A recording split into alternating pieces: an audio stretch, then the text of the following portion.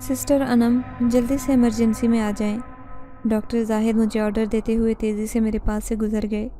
میں جلدی سے اپنی کرسی سے اٹھی اور ان کے پیچھے چل دی۔ جیسے ہی میں ایمرجنسی میں پہنچی تو میں حیران رہ گئی۔ میرا نام انم ہے۔ میرا تعلق ایک مڈل کلاس فیملی سے تھا۔ میرے ابا کا دودھ دہی کا کاروبار تھا۔ وہ قریبی گاؤں سے دودھ لے کر آتے، پھر اپنی دکان پر بیچتے تھے، جس سے ہمارے گھر کا خرچہ چلتا تھا۔ ہم 3 بہنیں تھیں اور ہمارا کوئی بھی بھائی نہیں تھا۔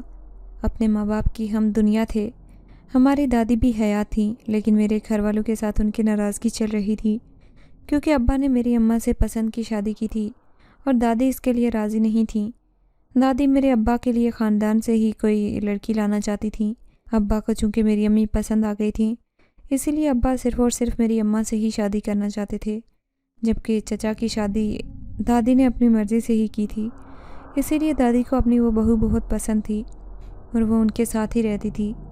نہ جانے دادی کو میری ماں سے کیا دشمنی تھی، وہ ان کے ساتھ ذرا بھی اچھا برتاؤ نہ کرتیں، بلکہ جیسے ہی ابا شادی کر کے امی کو گھر لے کر آئے، دادی نے ابا کو علیحدہ کر دیا اور رہنے کے لیے بھی کوئی جگہ نہ دی، جس کی وجہ سے ابا کو بہت دکھ ہوا اور ابا نے کرائے کا مکان لے لیا۔ دادی نے ابا کو جائیداد سے آگ کر دیا اور انہیں ان کی جائیداد کا کوئی حصہ نہیں دیا، جس کی وجہ سے ابا بالکل بے روزگار تھے اور سر چھپانے کے لیے بھی کوئی جگہ نہیں تھی۔ کرائے کے مکان میں رہ تو رہے تھے، لیکن کرایہ بہت مشکل سے پورا ہوتا۔ اس وقت ابا کے پاس کوئی کام بھی نہیں تھا، بلکہ ابا اپنی شادی سے پہلے میرے دادا کا ہی کاروبار سنبھالتے تھے۔ پہلے محنت کی میرے باپ نے اس کاروبار کو سیٹ کرنے کے لیے، لیکن دادی نے صرف پسند کی شادی کرنے پر میرے ابا سے سب کچھ چھین لیا۔ پھر جیسے تیسے کر کے ابا نے بھی دودھ دہی کا کاروبار شروع کیا، جس سے گھر کا چولہا جلنے لگا، اور پھر کرایہ بھی وقت پر ادا کر دیتے تھے۔ میرے چچا کے 2 بیٹے تھے۔ چچا کے بیٹے ہمارے گھر آتے جاتے تھے، لیکن دادی انہیں منع کرتی تھی کہ وہ ہمارے گھر نہ آیا کریں، کیونکہ ہمارا گھر دادی کے گھر سے کچھ ہی فاصلے پر تھا۔ نہ جانے دادی کو ہم لوگوں سے اتنی نفرت کیوں تھی۔ ہمارے گھر کے حالات بہت زیادہ خراب تھے، لیکن دادی کو پھر بھی ہم لوگوں پر ترس نہ آتا تھا، بلکہ وہ تو تماشا دیکھتی تھیں کہ اچھا ہے اپنی مرضی سے شادی کی تھی نا، تو اب سزا بھگتیں۔ اور دادی میری ماں کو بار بار منحوس کہتی تھی کہ یہ عورت ہی منحوس ہے، پیسہ تو عورت کی قسمت کا ہوتا ہے، اس کی قسمت میں تو ہے ہی نہیں۔ اب دیکھتی ہوں کیسے اپنے اخراجات پورے کرتا ہے۔ لیکن میرے ابا میری اماں سے بے حد محبت کرتے تھے۔ وہ کسی بھی طرح میری امی کو چھوڑنا نہیں چاہتے تھے۔ انہوں نے جیسے تیسے کر کے غربت میں بھی گزارا کیا۔ پھر ان کے آنگن میں میں آ گئی۔ مجھے دیکھ کر ان کی زندگی میں کوئی بھی خوشی آئی، اور امی نے ابھی تک گلہ تک نہیں کیا۔ وہ ہر طرح سے میرے ابا کے ساتھ خوش تھیں، کیونکہ وہ بھی اپنے سارے رشتے ناطے توڑ کر ان کے ساتھ آئی تھیں۔ میری امی کے گھر والوں کی شرط تھی کہ میرے ابا کی ماں ان سے رشتہ مانگنے جائے۔ وہ اس کے لیے راضی نہیں تھیں، اسی لیے وہ بھی رشتہ دینے کے لیے رضامند نہ تھے۔ تبھی میری امی اور ابا دونوں نے بھاگ کر شادی کر لی، جس کی وجہ سے دونوں گھروں میں فساد برپا ہو گیا، اور دونوں تھے بھی آپس میں ایک ہی برادری کے، پھر بھی نہ جانے کیوں اختلافات کی وجہ سے یہ سب کچھ کر رہے تھے۔ میرے ابا ہماری ہر خواہش پوری کرتے۔ ہم تینوں بہنیں بے حد خوبصورت تھیں۔ ابا ہمیں پڑھا لکھا کر اچھا انسان بنانا چاہتے تھے۔ یہی وجہ تھی کہ ہم تینوں بہنیں ہی پڑھ لکھ رہی تھیں۔ میرے ابا کا شوق تھا کہ میں ڈاکٹر بنوں، کیونکہ میں پڑھائی میں بھی اچھی تھی۔ اسی لیے ابا نے مجھے اچھے کالج میں پڑھایا تاکہ میں اچھے نمبر لے سکوں اور میڈیکل میں جا سکوں، لیکن شاید قسمت کو کچھ اور ہی منظور تھا۔ میرا میڈیکل کا میرٹ نہ بنا، اور وسائل اتنے نہ تھے کہ کہیں سے پرائیویٹ MBBS ہی کر کے میں ڈاکٹر بن جاؤں۔ اسی لیے میں نے ارادہ کیا کہ میں نرسنگ کے شعبے میں چلی جاؤں۔ مجھے نرسنگ کے لیے دوسرے شہر جانا تھا، کیونکہ میرے اپنے شہر میں کوئی بھی میڈیکل کالج نہیں تھا۔ ہمارے شہر کے جتنے بھی لڑکے لڑکیاں میڈیکل کی تعلیم حاصل کر رہے تھے، ان سب کو دوسرے شہر ہی جانا پڑتا تھا۔ اسی لیے ابا نے مجھے بھی دوسرے شہر بھیجنے کا ارادہ کر لیا، لیکن وہاں پر آنے جانے کا بہت مسئلہ تھا۔ ہر روز آنا جانا اتنا آسان نہیں تھا، اسی لیے ابا نے مجھے ہاسٹل میں ہی رہنے کی پرمیشن دے دی۔ یہ اس وقت کی بات ہے جب میری ٹریننگ چل رہی تھی۔ میرا ہاسٹل ہاسپٹل سے تھوڑے فاصلے پر تھا۔ ہاسٹل سے ہاسپٹل تک کا فاصلہ میں پیدل ہی چل کر طے کرتی تھی، اور میرے ساتھ باقی ساری لڑکیاں بھی ایسے ہی کرتیں۔ میری ٹریننگ بہت اچھی چل رہی تھی۔ میں بہت خوش تھی کہ ڈاکٹر تو نہ بن سکی، لیکن نرسنگ کا کورس کر کے اپنے ابا کا ہاتھ بٹا سکوں، کیونکہ میں اپنے ماں باپ کے لیے کچھ کرنا چاہتی تھی۔ انہوں نے زندگی میں بہت سے دکھ اور تکالیف اٹھائیں۔ یہ دکھ تکالیف اٹھا کر اپنی عمر سے پہلے ہی بڑھاپے میں پہنچ چکے تھے۔ مجھ سے اپنے ماں باپ کی یہ حالت دیکھی نہ جاتی تھی۔ میں نے طے کر لیا تھا کہ میں ان کے لیے کچھ نہ کچھ ضرور کروں گی، چاہے اس کے لیے مجھے جتنی مرضی محنت اور کوشش کرنی پڑے۔ ہاسٹل میں رہ کر بھی میں اپنے ماں باپ کو بہت یاد کرتی تھی۔ میری چھوٹی بہنوں اور ماں باپ کی جدائی میرے لیے بے حد مشکل تھی، لیکن میں اپنے مقصد کو پانے کے لیے مجھے یہ سب کچھ برداشت کرنا پڑا۔ جیسے ہی میں گھر سے ہاسٹل آئی، یہاں میں لڑکیوں کو اچھے اچھے کپڑے پہنے دیکھتی تو میرے دل میں بھی یہ خواہش ہوتی اور میں خود بخود احساس کمتری کا شکار ہو جاتی۔ لیکن پھر میں سوچتی کہ میرے باپ کی تو اتنے وسائل نہیں تھے، اسی وجہ سے میں اور میری بہنوں نے آج تک محرومی کی زندگی گزاری، جبکہ دوسری طرف میرے چچا کے بچے عیش و عشرت کی زندگی گزار رہے تھے، کیونکہ میرے باپ کے حصے کی جائیداد بھی وہی ہڑپ کیے ہوئے تھے۔ میں ہاسٹل میں گئی تو مجھے خبر ملی کہ ابا کی طبیعت اچانک خراب ہو گئی ہے۔ میں پریشان تھی کہ اب نہ جانے کون سی آزمائش ہمارے لیے تیار ہے۔ آج میں نے گھر کال کی تو امی نے مجھے یہ سب بتایا تھا۔ میں صبح ناشتے کیے بنا ہی ہاسٹل سے ہسپتال جانے کے لیے نکلی۔ پہلے تو میں اپنی دوست فضا کے ساتھ جاتی تھی، لیکن چونکہ فضا کی طبیعت خراب تھی اسی لیے اس نے آج ہاسپٹل سے چھٹی لے لی تھی اور ہاسٹل میں ہی رہ کر ریسٹ کرنے کا سوچ لیا، اس لیے مجھے اکیلے ہی جانا پڑا۔ ہاسٹل سے ہاسپٹل جانے کے لیے تقریباً آدھا گھنٹہ لگتا تھا۔ یہ آدھا گھنٹہ میں پیدل ہی طے کیا کرتی تھی۔ میں سڑک پر چلتی جا رہی تھی۔ ان گاڑیوں کی گہما گہمی سے مجھے کوئی سروکار نہیں تھا، کیونکہ اس وقت میرا تو سارا دماغ میرے باپ کی طرف تھا۔ نہ جانے ابا کی طبیعت اچانک سے کیوں خراب ہو گئی تھی، اور پھر ابا دوائی لینے کے لیے ڈاکٹر کے پاس بھی نہیں جا رہے تھے، کیونکہ جو پیسے جمع کیے تھے وہ سب کے سب میرے داخلے پر خرچ ہو گئے، اسی لیے ان کے پاس ایک بھی پیسہ نہیں تھا۔ 2 دن سے ان کا دودھ کا کام بھی بند پڑا تھا، جس کی وجہ سے گھر میں بہت زیادہ پریشانی چل رہی تھی۔ میں یہی سوچتی ہوئی سڑک پر چل رہی تھی کہ اچانک سے ایک تیز رفتار موٹر سائیکل میرے قریب سے شاں کر کے گزر گئی۔ لگ رہا تھا کہ کسی امیر زادے کی بگڑی ہوئی اولاد ہے جو موٹر سائیکل چلا رہا تھا۔ میں یہ سوچنے لگی کہ نہ جانے کیسے یہ لڑکے ہوتے ہیں جو بنا سوچے سمجھے ہی موٹر سائیکل ہوا کے گھوڑے پر سوار ہو کر یوں چلاتے ہیں۔ ان کو اپنے ماں باپ کا ذرا بھی خیال نہیں کہ اگر ان کے ساتھ کوئی حادثہ ہو گیا تو ان کے ماں باپ کی زندگی بکھر کر رہ جائے گی، لیکن انہیں اس سے کوئی فرق نہیں پڑتا تھا۔ میں بھی کچھ ہی فاصلے پر گئی تھی۔ جیسے ہی میں نے پیچھے مڑ کر دیکھا تو لڑکا کھڑا میری ہی طرف دیکھ کر مسکرا رہا تھا۔ میں بہت حیران ہوئی کہ نہ جانے سڑک پر اتنی گاڑیاں اور اتنے لوگ چل رہے ہیں، یہ میری طرف ہی دیکھ کر کیوں مسکرا رہا ہے۔ میں نے اس بات کو اگنور کیا اور میں آگے کی طرف چل دی۔ میں اسٹاف روم میں پہنچی۔ آج تقریباً 2 نرسیں چھٹی پر تھیں اور میری ڈیوٹی بھی ایمرجنسی میں تھی۔ ایمرجنسی میں اس وقت کوئی بھی مریض نہیں تھا اور نائٹ ڈیوٹی والی نرس بھی ابھی تک وہیں پر تھی، کیونکہ ابھی میری ڈیوٹی کا ٹائم سٹارٹ نہیں ہوا تھا۔ میں اسٹاف روم میں بیٹھی اور میں نے امی کو کال ملائی کہ ابا کا حال معلوم کر لوں۔ آگے سے امی نے جو خبر سنائی وہ تو دل کو دہلا دینے والی تھی۔ امی نے بتایا کہ ابا کی طبیعت پہلے سے بھی زیادہ خراب ہو گئی ہے، اس لیے انہیں قریبی ہسپتال میں ڈاکٹر کے پاس لے کر گئے تھے، تو اس نے بتایا کہ ابا کو دل کا کوئی مسئلہ ہو گیا ہوگا، کیونکہ ابا کو سانس ٹھیک طریقے سے نہیں آ رہا تھا۔ میں بہت زیادہ پریشان تھی۔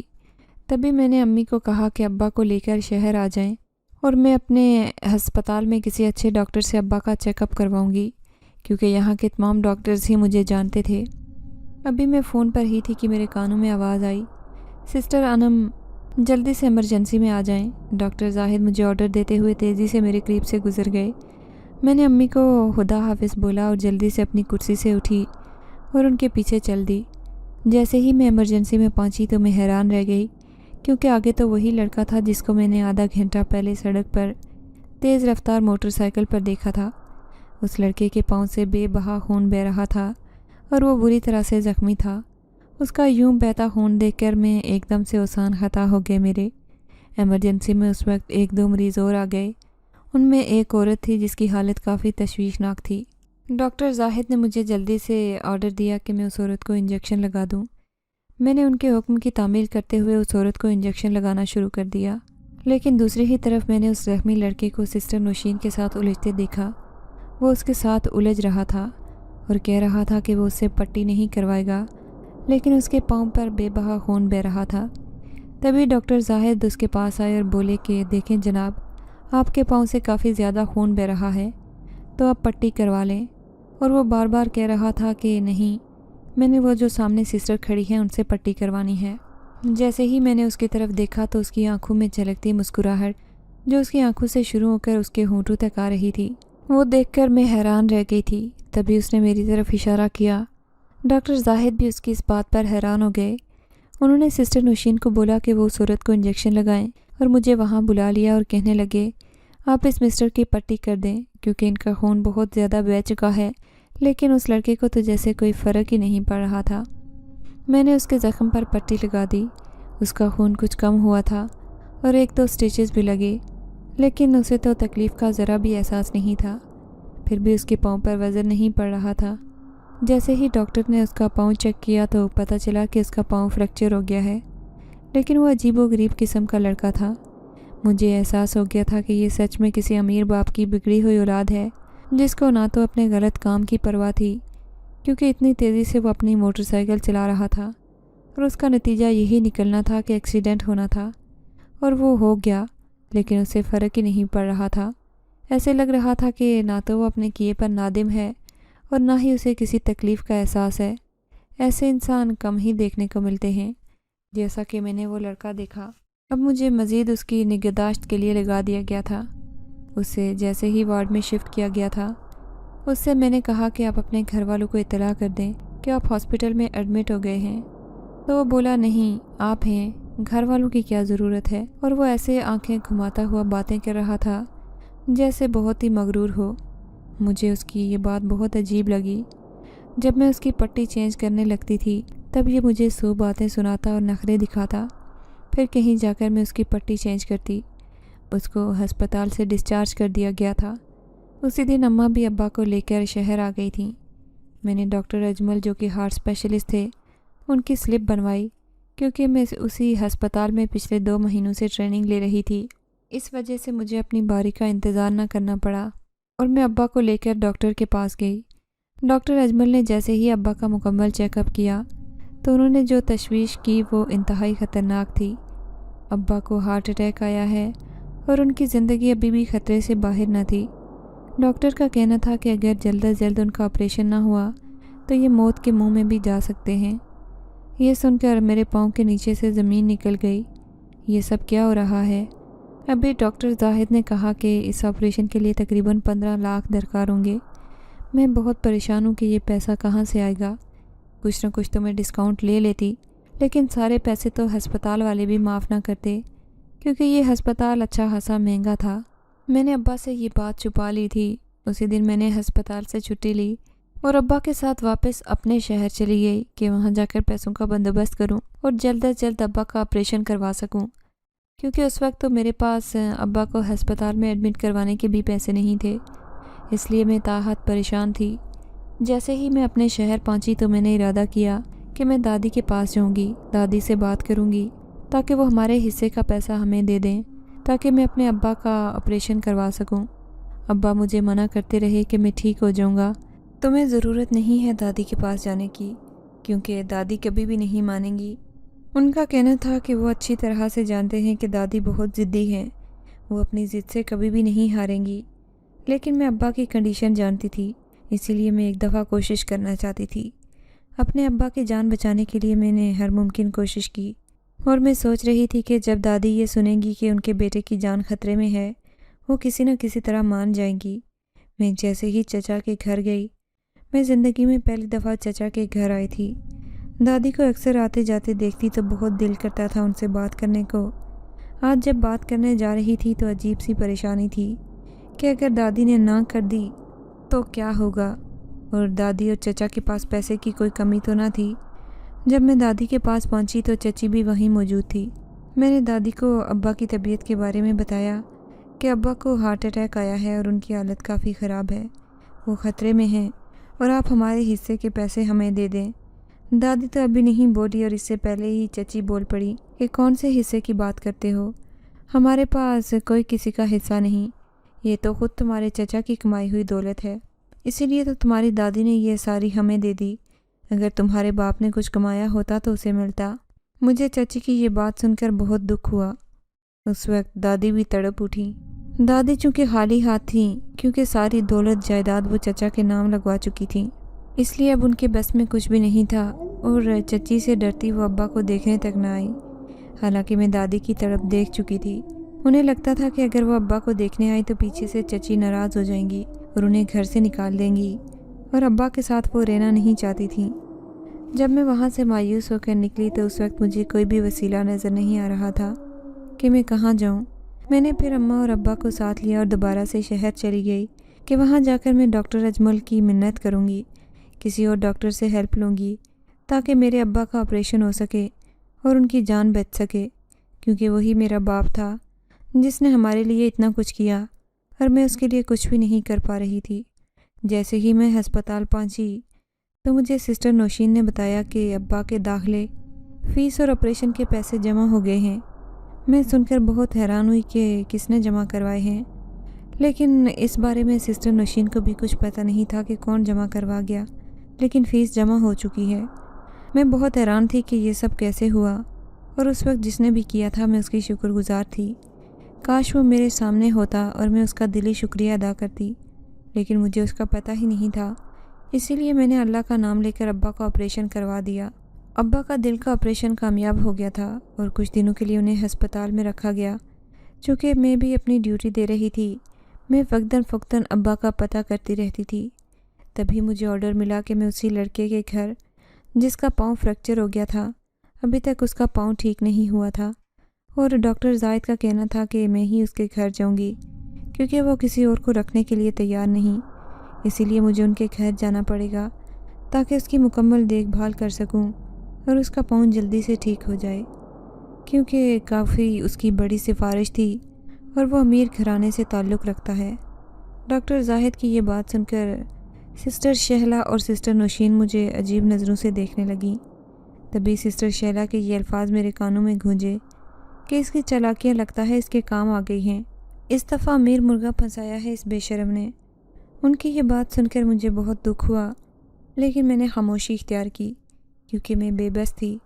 مجھے اس کے گھر بھیج دیا گیا۔ میں پریشان تھی کہ میں ابا کو اس حالت میں چھوڑ کر کیسے کسی کے گھر جا کر اس کی دیکھ بھال کروں، جبکہ یہاں پر میرے ابا کو میری ضرورت تھی۔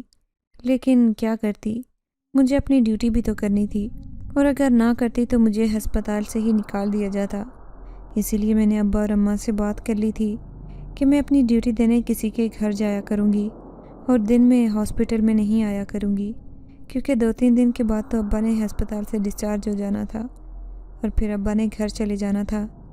مجھے صرف 2 دن ان کی تھوڑی ٹینشن تھی، اس کے بعد گھر چلے جاتے تو دوسری بہنیں ابا کا خیال رکھ لیتیں اور اماں بھی تو ساتھ ہی تھیں، لیکن نہ جانے کیوں پھر بھی میرا دل پریشان تھا۔ میں نے ڈاکٹر زاہد سے اس لڑکے کے گھر کا ایڈریس لیا تاکہ میں ٹائم سے وہاں پہنچ جاؤں۔ ایسے ہی میں صبح ہاسپٹل سے نکلی اور سیدھا اس لڑکے کے گھر کی طرف چل دی۔ جیسے ہی میں کسی سے وہ ایڈریس پوچھا تو وہ ایڈریس کافی فاصلے پر تھا۔ میں نے وہاں سے ایک رکشہ لیا اور رکشہ لے کر میں اس جگہ پہنچی، لیکن یہ جگہ انتہائی سنسان تھی۔ یہاں پر ہر طرف جنگلات ہی جنگلات نظر آ رہے تھے۔ رکشے والا مجھے پیچھے ہی اتار کر چلا گیا، لیکن میں اس کا گھر ڈھونڈتے ہوئے آگے چل دی، لیکن جو لوکیشن مجھے بتائی گئی تھی وہ مجھے مل ہی نہیں رہی تھی۔ میں بہت زیادہ ڈھونڈتی رہی اور کافی گہرے گھنے جنگلات آ گئے۔ ان جنگلات سے گزرتی ہوئی میں آگے کی طرف چلی گئی۔ وہاں ایک بہت بڑی ندی تھی، عجیب و غریب قسم کے سارے سین تھے۔ میں یہ دیکھ کر حیران ہو رہی تھی کہ نہ جانے کس انجان سی جگہ آ کر اس نے اپنا گھر بنایا ہے۔ ویسے تو اتنا امیر بنا پھرتا ہے، اتنا مغرور ہے، اور گھر دیکھو کہاں آ کر بنایا ہے۔ میں اکیلے ہی بڑبڑا رہی تھی، لیکن جیسے ہی میں وہاں گئی مجھے ایک بہت خوبصورت محل نما گھر نظر آیا، اور میں سمجھ گئی کہ یہی اس کا گھر ہوگا اور اس کی فیملی بھی تو ہوگی۔ میں سوچ رہی تھی اور میں بہت ہچکچا رہی تھی کہ اتنے امیر لوگ ہیں اور میں وہاں جا کر ایسے لوگوں میں کیسا محسوس کروں گی، لیکن چونکہ میں تو اپنی ڈیوٹی کر رہی تھی اسی لیے میں نے اپنے آپ سے کہا کہ ڈیوٹی تو ڈیوٹی ہے، اور سسٹر شہلا اور نوشین کی باتیں میرے دماغ میں طوفان مچا رہی تھیں۔ میرا ذرا بھی دل نہیں تھا کہ میں اس لڑکے کے گھر جاؤں۔ جیسے ہی میں گھر کے اندر داخل ہوئی تو میں حیران ہو گئی۔ گھر جتنا باہر سے خوبصورت تھا اس سے کہیں زیادہ اندر سے خوبصورت ہے۔ اس میں اتنے زیادہ کمرے تھے اور کمرے بھی کسی ترتیب سے نہ بنے ہوئے تھے، کوئی کمرہ کہیں تھا اور کوئی کمرہ کہیں۔ لیکن پھر بھی یہ گھر بہت خوبصورت تھا۔ میں الجھ کر رہ گئی۔ مجھے سمجھ نہیں لگ رہی تھی کہ میں کس سائڈ پر جاؤں، کیونکہ ان کے گیٹ پر تو کوئی چوکیدار بھی نہیں تھا۔ جیسے ہی میں آگے گئی، ایک کمرے سے مجھے پیانو بجانے کی آواز آئی۔ میں نے سوچا کہ میں اس کمرے میں دیکھتی ہوں، شاید اس کمرے میں کوئی موجود ہو۔ جیسے ہی میں کمرے کے اندر داخل ہوئی تو میں نے دیکھا کہ وہاں ایک کرسی پر کالے کلر کے سوٹ میں ایک لڑکا بیٹھا تھا، جس کی پشت میری طرف تھی۔ میں اس کا منہ تو نہ دیکھ سکی کیونکہ وہ اپنے کام میں مگن تھا۔ وہ پیانو بجا رہا تھا۔ میں نے وہیں کھڑے ہو کر دروازہ کھٹکھٹایا، لیکن آگے سے کوئی بھی جواب نہیں ملا۔ میں نے دوبارہ پھر سے دروازہ کھٹکھٹایا، لیکن دوبارہ سے پھر کسی نے کوئی رسپانس نہیں دیا۔ تو میں نے پوچھا کہ کیا مسٹر احمد کا یہی گھر ہے اور وہ مجھے کہاں ملیں گے؟ لیکن وہ اجنبی لڑکا جو وہاں بیٹھا تھا، وہ مجھے کوئی بھی جواب نہیں دے رہا تھا۔ میں بہت پریشان ہوئی کہ عجیب قسم کا انسان ہے، بھلا مجھے بتا تو دے کہ میں نے جس سے ملنا ہے وہ مجھے کہاں ملے گا۔ اگر وہ یہاں نہیں رہتا تو بھی مجھے بتا دے۔ مجھے اس پر بے حد غصہ آیا۔ تبھی میں وہاں سے نکلی اور میں دوسرے کمرے میں داخل ہوئی، کیونکہ دوسرے کمرے کی لائٹ بھی جل رہی تھی۔ جیسے ہی میں اس کمرے میں داخل ہوئی تو میں نے دیکھا کہ وہاں پر بالکل اسی حالت میں کالے کلر کے سوٹ میں کرسی پر براجمان ایک لڑکا تھا، لیکن وہ لڑکا ایک کتاب پڑھ رہا تھا۔ میں بہت حیران ہوئی کہ بالکل ویسی ہی کنڈیشن، لیکن صرف کام مختلف، کیونکہ پچھلے کمرے والا لڑکا جو تھا وہ پیانو بجا رہا تھا اور جو اس کمرے والا لڑکا تھا وہ کتاب پڑھ رہا تھا۔ میں نے دروازہ کھٹکھٹایا، اس نے بھی آگے سے کوئی جواب نہیں دیا۔ میں نے دوبارہ سے پھر سے دروازہ کھٹکھٹایا، لیکن پھر جواب نہ ملا۔ پھر میں نے اسی سٹائل سے پوچھا کہ مجھے مسٹر احمد کے گھر جانا تھا، کیا مسٹر احمد کا گھر یہی ہے؟ پلیز آپ میری مدد کریں گے؟ لیکن آگے سے مجھے کوئی بھی جواب نہیں ملا۔ میں بہت حیران ہوئی کہ اس گھر کے مکین عجیب و غریب ہیں، کوئی کسی سے بات کرنا بھی پسند نہیں کرتا۔ میں تو صرف اس لڑکے کو ہی، جس کا نام احمد ہے، مغرور سمجھ رہی تھی، لیکن اس گھر کے تو سارے افراد ہی مغرور لگ رہے ہیں، اور اس سب کے سب نے بلیک سوٹ ہی پہنے ہوئے ہیں۔ مجھے اب کی بار پھر بہت غصہ آیا تھا۔ ایسے ہی میں چلتی تیسرے کمرے میں پہنچی۔ یہ تینوں کمرے ایک ہی لائن میں تھے۔ جیسے ہی میں تیسرے کمرے میں پہنچی، وہاں بھی اسی حالت میں ایک بلیک کلر کا سوٹ پہنے لڑکا کرسی پر براجمان تھا۔ میں نے دروازہ کھٹکھٹایا تو اس لڑکے کی پشت میری طرف تھی۔ جیسے ہی میں نے اس سے پوچھا کہ کیا یہ مسٹر احمد کا گھر ہے اور وہ مجھے کہاں ملیں گے، تبھی اس نے اشارہ کرتے ہوئے مجھے کہا کہ اس سائڈ سے سیدھا جائیں اور پچھلی سائڈ پر کمرہ ہے، وہاں پر آپ کو مسٹر احمد ملیں گے، آپ وہاں چلی جائیں۔ میں نے اللہ کا شکر ادا کیا کہ چلو کوئی ایک بندہ تو ہے جس نے مجھے بتا دیا۔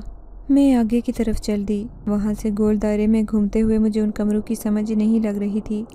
اس نے مجھے پچھلے سائڈ کا کمرہ کہا تھا، لیکن پچھلے سائڈ پر بہت زیادہ کمرے تھے۔ میں ہر کمرے میں چیک کر رہی تھی، لیکن وہ مجھے کسی کمرے میں بھی نہیں مل رہا تھا۔ میرا دماغ گھوم رہا تھا۔ مجھے سمجھ نہیں لگی کہ مجھے انتہائی قسم کا غصہ آ رہا تھا۔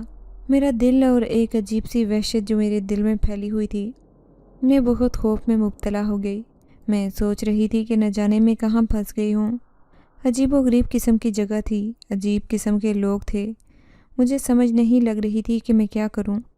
ایک دفعہ تو میرا دل چاہا کہ میں واپس چلی جاتی ہوں، لیکن پھر مجھے ڈاکٹر زاہد کا خیال آیا کہ وہ بہت ڈانٹیں گے، کیونکہ اگر میں اس طرح واپس چلی گئی تو میری خیر نہیں۔ میں نے یہ سوچتے ہوئے اپنے قدم آگے بڑھائے۔ جیسے ہی میں وہ چکر کاٹتے راستوں میں سے گزر رہی تھی جہاں پر کمرے ہی کمرے بنے ہوئے تھے، نہ جانے اس گھر میں کتنے کمرے تھے۔ اس گھر کا نقشہ بنانے والے نے بھی حد ہی کر دی تھی۔ یہاں پر کوئی بھی میرے جیسا بندہ آ کر تو کھو ہی جاتا۔ جیسے مجھے خود سمجھ نہیں لگ رہی تھی کہ میں کس کمرے میں جاؤں۔ مجھے ایک کمرے سے کسی کے کراہنے کی آواز سنائی دی۔ میں نے سوچا کہ کیوں نہ اسی کمرے میں چیک کروں۔ جیسے ہی میں نے اس کمرے کا دروازہ کھولا تو وہی لڑکا کالے کلر کے سوٹ میں بیڈ پر دراز تھا اور وہ درد سے کرا رہا تھا۔ شاید اس کے پاؤں میں بہت شدید تکلیف ہو رہی تھی۔ جیسے ہی میں نے دروازہ کھٹکھٹایا، اس نے مجھے اندر آنے کی اجازت دے دی۔ میں وہاں پر پہنچی تو مجھے دیکھتے ہی اس کے چہرے پر عجیب سی مسکراہٹ آ گئی۔ میں بہت حیران ہوئی کہ ابھی تو یہ کرا رہا تھا۔ جیسے ہی میں نے اس کی آنکھوں کی طرف دیکھا تو میں جیسے کھو کر ہی رہ گئی۔ ایک عجیب سی کشش تھی، ایک عجیب سا کھنچاؤ تھا جو مجھے اپنی طرف کھینچ رہا تھا۔ مجھے سمجھ نہیں لگ رہی تھی کہ یہ سب کیا ہو رہا ہے۔ میں نے جلدی سے اپنا ہاتھ اس کے پاؤں سے پیچھے کیا، تبھی وہ مسکرا کر بولا، میں بڑی دیر سے تمہارا انتظار کر رہا تھا، تم اتنی لیٹ کیوں آئی ہو؟ اس کی یہ باتیں عجیب فلسفیانہ تھیں جو میری سمجھ سے باہر تھیں۔ تبھی میں نے اسے بتایا کہ میں بڑی مشکل سے اس کے کمرے تک پہنچی ہوں۔ اتنے کمرے اس کے گھر میں ہیں اور ہر کمرے میں کوئی کالے لباس میں بیٹھا تھا اور وہ مجھے ڈھنگ سے جواب بھی نہیں دے رہا تھا۔ تبھی وہ مسکرایا اور بولا کہ یہاں اس گھر میں تمہیں بہت کچھ عجیب دکھنے کو ملے گا، لیکن گھبرانے کی ضرورت نہیں، پریشان نہیں ہونا، کیونکہ یہ میرا ہی گھر ہے اور یہاں میں اکیلا رہتا ہوں۔ اس کی یہ بات کرنے کی دیر تھی کہ میرا دل خوف سے لرز اٹھا کہ اگر یہ اکیلا اس گھر میں رہتا ہے تو پھر وہ جو پچھلے 3 کمروں میں نے 3 لڑکے دیکھے وہ کہاں سے آ گئے۔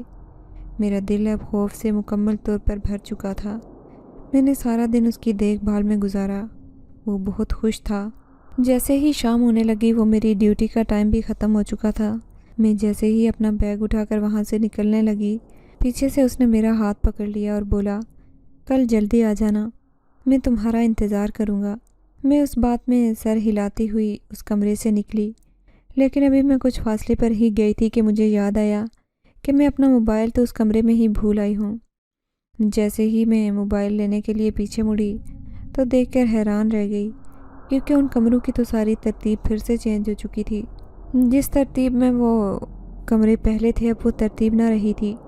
میرا دماغ گھوم رہا تھا، مجھے سمجھ نہیں لگ رہی تھی کہ میں کس کمرے سے نکلی ہوں۔ میں دوبارہ سے انہی کمروں میں کھو کر رہ گئی، کبھی میں ایک کمرے میں جھانکتی، کبھی دوسرے میں۔ ایسے ہی کرتے میں نے 10 کمرے دیکھے، لیکن وہ مجھے کہیں بھی نظر نہیں آ رہا تھا۔ میرا موبائل بھی اندر تھا۔ مجھے سمجھ نہیں لگ رہی تھی اب میں موبائل کو چھوڑ کر وہاں سے کیسے جاؤں۔ میں نے وہاں سے جانے میں ہی مصلحت سمجھی، کیونکہ مجھے بہت ڈر محسوس ہو رہا تھا۔ اب مجھے باہر جانے کا راستہ نہیں مل رہا تھا۔ میں تقریباً 1 گھنٹے وہیں پر گھومتی رہی۔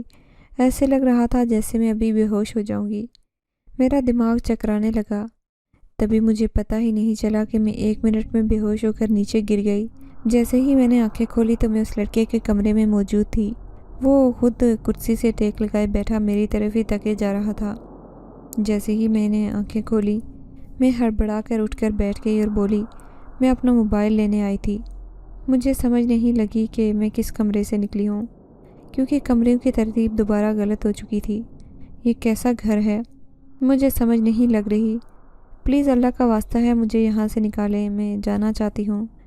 تبھی وہ میری طرف دیکھ کر مسکرانے لگا اور بولا کہ تمہیں پتہ ہے کہ تم واحد لڑکی ہو جو اس گھر میں آئی ہو، نہیں تو آج تک کوئی انسان اس کے نزدیک بھٹکا بھی نہیں۔ اس کی یہ بات سن کر میں حیران ہو گئی اور بولی کہ یہ کیسی بات کر رہا ہے، کوئی انسان بھٹکا نہیں مطلب؟ میں نے جیسے ہی اس سے اس بات کا جواب طلب کیا تو وہ میری طرف دیکھ کر مسکرانے لگا اور بولا کہ میرا مطلب ہے یہاں کوئی انسان نہیں آیا، کیونکہ یہ انسانی دنیا نہیں ہے۔ اب کی بار تو میرے پاؤں کے نیچے سے زمین ہی نکل گئی۔ مجھے ایسے لگ رہا تھا کہ میرے سر پر کوئی بم پھوڑ دیا گیا ہو۔ تبھی اس نے مجھے بتایا کہ یہ کوکاف ہے، یہ جنات کی دنیا ہے، یہاں پر جن رہتے ہیں، یہاں انسان کوئی نہیں رہتا۔ میں عجیب سی کشمکش میں تھی اور ایک ڈر اور خوف کی لہر تھی جو مجھے سر سے پاؤں تک لرزا رہی تھی۔ میں نے کپکپاتی زبان سے پوچھا کہ یہ کیا کہہ رہے ہیں آپ؟ اب وہی لڑکے ہیں جو ہسپتال گئے تھے، جن کا پاؤں زخمی تھا۔ میں نے ہی آپ کو بائک پر دیکھا، تو پھر آپ کیسے کہہ سکتے ہیں کہ یہاں پر کوئی انسان نہیں آیا؟ یہ جنات کی دنیا ہے، آپ بھی تو انسان ہیں۔ تبھی اس نے جواب دیا، نہیں، آپ کو کوئی غلط فہمی ہوئی ہے، میں انسان نہیں ہوں، میں ایک دن زیادہ ہوں، اور میں بہت دنوں سے آپ کو سڑک پر سے گزرتے ہوئے دیکھ رہا تھا، کیونکہ اس سڑک کے قریب بیری کے درخت پر ہی میں رہتا تھا اور مدتوں سے میرا ٹھکانہ وہی تھا۔ آپ کو پہلی دفعہ دیکھ کر مجھے آپ سے محبت ہو گئی تھی، اسی لیے میں آپ کو پانا چاہتا تھا۔ میں نے آہستہ آہستہ اپنا کام شروع کیا۔ سب سے پہلے میں آپ کو موٹر سائیکل پر ملا اور اس کے بعد ہسپتال میں دیکھ کر میں نے یہ فیصلہ کر لیا تھا کہ میں ہر حال میں تمہیں اپنا کر رہوں گا، کیونکہ آج تک میں نے جس چیز کی طلب کی وہ چیز پا لی، اور پتہ ہے کہ ہم جنات کتنے طاقتور ہوتے ہیں۔ ہم کسی چیز سے نہیں ڈرتے اور جو کوئی ہمارے راستے میں آئے ہم اسے بھی ختم کر دیتے ہیں۔ ہم ہر چیز، ہر کام اپنی مرضی سے کرتے ہیں، کسی کی مرضی ہم اپنے اوپر مسلط نہیں ہونے دیتے۔ میں اس کی یہ باتیں سن کر حیران ہو رہی تھی کہ یہ سب کیا کہہ رہا ہے۔ ابھی اس نے جو انکشاف مجھ پر کیے تھے وہ میرے لیے بہت زیادہ حیران کن تھے اور ناقابل یقین تھے، کیونکہ میں نے آج تک کبھی نہیں سنا تھا کہ جنات کی بھی دنیا ہوتی ہے۔ مجھے کسی نے بھی اس متعلق نہیں بتایا تھا۔ میں بہت گھبرا گئی تھی، میرے ماتھے سے پسینے بہہ رہے تھے۔ تبھی میں نے اس سے کہا کہ تم مجھے یہاں کیوں لے کر آئے ہو؟ خدا کا واسطہ ہے مجھے واپس بھیج دو۔ وہ مجھے کہنے لگا کہ نہیں، واپس کیسے بھیجوں گا؟ میں نے اس کا معاوضہ ادا کیا ہے۔ میں اس کی بات سن کر حیران ہو گئی۔ تبھی میں بولی کہ کون سا معاوضہ؟ وہ بولا تمہارے باپ کے آپریشن کے لیے جو پیسے جمع کروائے تھے وہ میں نے ہی کروائے تھے، اور تمہیں اس کا علم تک نہیں ہوا۔ اب سوچ لو، ایک سائڈ پر تمہارے باپ کی جان ہے اور ایک سائڈ پر تمہاری اپنی جان۔ اب اگر تم اپنی جان مجھے دے دیتی ہو تو تم ساری عمر عیش و مسرت میں رہو گی، اور تمہارے لیے دنیا کی ہر آسائش ہوگی، اور تم یہاں جناتی دنیا میں بے خوف و خطر رہو گی۔ تمہیں کسی قسم کا کوئی نقصان نہیں اٹھانا پڑے گا۔ وہاں تمہارے ماں باپ بھی خوشحال ہو جائیں گے۔ لیکن اگر تم چاہتی ہو کہ تم انسانی دنیا میں واپس جاؤ اور تمہارا باپ بھی ٹھیک رہے، تو ایسا ممکن نہیں، کیونکہ تمہارے باپ کو ٹھیک کرنے کے لیے تمہیں میری بات ماننا پڑے گی۔ تمہیں اسی دنیا میں رہنا ہوگا۔ میں حیران اور پریشان اس کا منہ تکے جا رہی تھی کہ یہ کیا کہہ رہا ہے۔ یہ جنزادہ مجھ سے عاشق ہو گیا ہے اور یوں مجھے اپنی شرطیں منوا رہا ہے۔ میں بہت حیران ہوتی ہوئی اس کی شکل تکے جا رہی تھی۔ تبھی وہ مسکراتے ہوئے بولا، بولو، منظور ہے؟ میری یہ شرط میں خاموشی کے ساتھ ساری باتیں سن رہی تھی۔ میرا جسم بری طرح سے لرز رہا تھا۔ تبھی میں نے اس سے کہا کہ نہیں، اللہ کا واسطہ ہے مجھے انسانی دنیا میں جانے دو، مجھے میرے ماں باپ کے پاس جانے دو۔ وہ بے سہارا ہیں، وہ تو پہلے ہی اپنا بہت کچھ کھو چکے ہیں۔ کیا تمہیں ترس نہیں آتا؟ وہ بولا کہ مجھے ترس آتا ہے، لیکن میں کیا کروں؟ میں نے خود پر بھی تو ترس کھانا ہے۔ خود پر ترس کیسے کھاؤں گا؟ اگر تمہیں انسانی دنیا میں بھیج دوں گا تو میں خود مر جاؤں گا، کیونکہ جب میں نے تم سے پیار کیا تھا اور تمہیں پہلی دفعہ دیکھا تھا، تب میرے باپ نے ایک اعلان کر دیا تھا کہ اگر تم نے اس لڑکی کو اس جناتی دنیا میں لانے کی کوشش کی اور اگر اسے لے آئے اور وہ یہاں نہ رہی، تو پھر میں تمہیں ہمیشہ ہمیشہ کے لیے اس کے ساتھ انسانی دنیا میں جانا پڑے گا۔ اور اگر اب میں تمہیں تمہاری انسانی دنیا میں جانے دوں تو میں تمہارے ساتھ ہی جاؤں گا، اور میرے پاس جو بھی جناتی طاقتیں ہیں وہ سب کی سب میرے چھوٹے بھائی کو دے دی جائیں گی۔ میں بالکل انسانوں جیسا ہو جاؤں گا، لیکن مجھے جناتی طاقتیں بھی چاہیے، کیونکہ ان کے بغیر ہر چاند کی 14ویں رات کو میں جنزادے کی شکل میں تو آؤں گا، لیکن مجھے وہ پوری رات تکلیف برداشت کرنا پڑے گی، کیونکہ وہ طاقتیں چاند کی 14ویں تاریخ میں اپنا اثر دکھائیں گی۔ اگر تو میری طاقتیں ان طاقتوں کے ساتھ لڑنے کے قابل ہوئیں تو میں عام جنات کی طرح سے ان کے ساتھ مقابلہ کروں گا۔ جب مجھ سے میری ساری طاقتیں ہی واپس لے لی جائیں گی تو اس چاند کی 14ویں رات کی طاقتیں مجھ سے برداشت نہیں ہوں گی۔ میں ساری رات تڑپ تڑپ کر گزارا کروں گا۔ اب تم یہیں رہ کر مجھ سے شادی کرنا پڑے گی تمہیں۔ میں نے اسے جواب دیا، تم کہتے ہو نا کہ تم مجھ سے محبت کرتے ہو۔ اگر محبت کرتے ہو تو میری بات مان لو اور مجھے میری دنیا میں جانے دو۔ ہاں، اگر تم کہتے ہو کہ میں تم سے شادی کروں، اگر تم انسانوں کی طرح زندگی گزارو گے تو میں تم سے شادی کر بھی لوں گی۔ بس تم مجھے ایک دفعہ میرے ماں باپ کے پاس جانے دو، کیونکہ میں اس جناتی دنیا میں نہیں رہ سکتی۔ میری بات سن کر اس نے ایک لمبی آہ بھری اور بولا، ٹھیک ہے، کیونکہ آج سے مجھے بھی اپنے اس جنات لوگوں کو الوداع کہنا پڑے گا، اور میں دوبارہ کبھی واپس اپنے بہن بھائیوں اور اپنے ماں باپ کے پاس بھی نہیں آ سکوں گا، کیونکہ میری ساری طاقتیں میرے بھائی کے پاس چلی جائیں گی، اور یہاں تمہارے جانے کے بعد میں رہ نہیں سکتا، کیونکہ میری وہ طاقت تو یہاں پر آنے کے تک ہی ختم ہو چکی تھی۔ اگر تم یہاں رہتی اور میں تمہارے ساتھ رہتا، کچھ جناتی طاقتیں میرے پاس ہونی تھیں، اسی لیے میں تمہارے ساتھ زندگی گزار لیتا۔ اب تم یہاں نہیں رہنا چاہتی، اس لیے میں تمہارے ساتھ جانے کے لیے تیار ہوں، لیکن تم مجھ سے وعدہ کر کے جاؤ کہ تم مجھ سے شادی کر لو گی۔ میں نے اس سے وعدہ کر لیا کہ میں انسانی دنیا میں جاتے ہی اس سے شادی کر لوں گی۔ پھر وہ مجھے لے کر اس گھر سے نکلا اور ان جنگلات کو پار کرتا ہوا انسانی دنیا کی سڑک پر آ گیا۔ وہ میرا ہاتھ تھامے چلتا جا رہا تھا، لیکن ابھی تک وہ کسی کو بھی نظر نہیں آ رہا تھا۔ میرے ابا بھی گھر جا چکے تھے، کیونکہ انہیں ہسپتال سے ڈسچارج کر دیا گیا تھا۔ وہ سیدھا مجھے لے کر میرے گھر آ گیا۔ جیسے ہی میں گھر پہنچی، امی ابا بہت پریشان تھے۔ ان کا کہنا تھا کہ میں مزید 8 دن سے غائب تھی، ہسپتال بھی نہیں آئی، اور ہسپتال سے بھی میرے بارے میں بہت پوچھا، لیکن میرا کچھ پتہ نہیں تھا۔ میں بہت حیران تھی کہ میں نے بہت کم ٹائم وہاں پر گزارا ہے، لیکن پورے 8 دن کیسے ہو گئے، ساری بات میری سمجھ سے باہر تھی۔ اگلے ہی دن میں نے امی ابا کو بتا دیا کہ میں ایک لڑکے کو پسند کرتی ہوں۔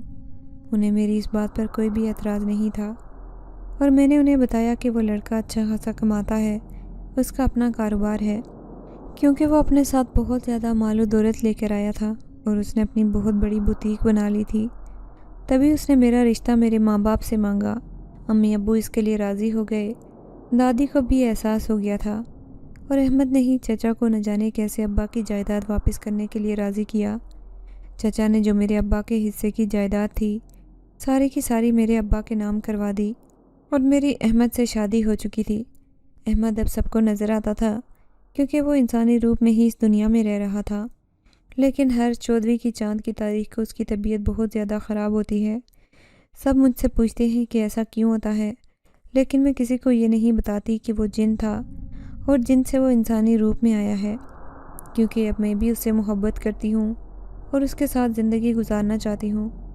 میں اس کے ساتھ بہت خوش ہوں، لیکن جیسے ہی چاند کی 14ویں تاریخ آتی ہے میرا دل بہت گھبرانے لگتا ہے، کیونکہ میں احمد کی بگڑتی طبیعت دیکھ کر پریشان ہو جاتی ہوں، اور اس کو اتنی تکلیف ہوتی ہے کہ اس کے بعد وہ 4-5 دن تک چلنے پھرنے کے اور اٹھنے کے قابل نہیں رہتا، لیکن پھر بھی وہ میرا ساتھ پانے کے لیے تکلیفیں برداشت کرنے کے لیے بھی تیار ہے، اور وہ یہ تکلیف برداشت کرتا ہے۔